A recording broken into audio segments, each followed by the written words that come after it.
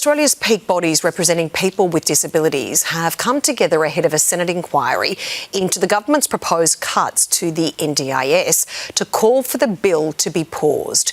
Joining us this afternoon is Maeve Kennedy, the CEO of Inclusion Australia. Maeve, thanks so much for joining us. Many people would admit, including incredible experts, that there are many faults within the NDIS system, but you're saying what the government's currently proposing is not the right way to go. Why?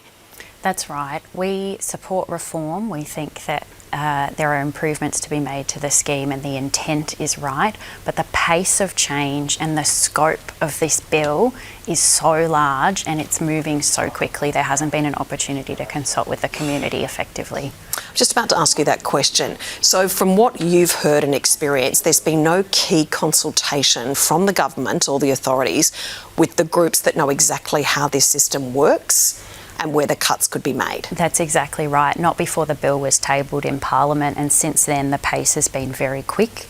Our community is people with an intellectual disability. There were easy read materials which are important for them to understand information for only 7 business days before submissions close. There's 3 days of public hearings, which is just not enough for a bill this significant. So what would you like to see? So we're calling for a pause and more time to consult with the community. We've been ready and willing to consult for a really long time.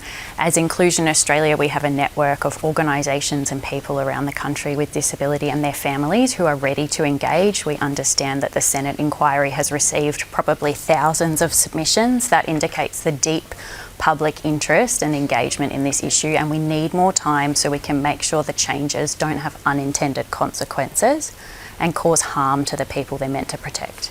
I think that's what a lot of people are concerned about, Maeve. Often in this scenario, we know, and you see it all the time on the front line, these programs actually save and change lives and they're desperately needed. But it seems some of those people who need this support the most will have that support disappear. That's what it seems like at the moment, and the government has said that there will be other programs, foundational supports, in place eventually. Our issue is the sequencing, so cuts will be made before alternative services and supports are in place. So those safety nets won't be there? Absolutely not. And one of the risks with the bill as it currently stands is a greater emphasis on family and parental responsibility. We can't just shift our safety net to be interpersonal relationships. We're already in a cost of living crisis. People across Australia are under pressure. This risks placing a lot more pressure on our most marginalised communities. How frustrating do you find it, because you see the difference it makes every day, that some of our most vulnerable could lose this support while other people, and we do know in some circumstances, are rorting the system? Yeah, it is frustrating. There are definitely changes to be made, and we're pleased to see that there's attention being paid to such an important scheme. Inclusion Australia has always been on the record in favour of what we would call universal enrolment, which is mandatory registration for providers. We're pleased to see moves to that.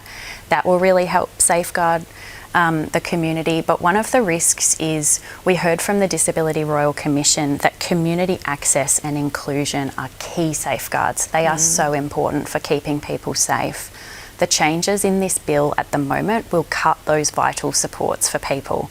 That's exactly what the Royal Commission said will make people less safe. So we're really concerned about some of those impacts. Thank you for all the work that you do, and really important that we keep a spotlight in this to make sure the right changes are made. Thanks, Maeve. Thank you very much.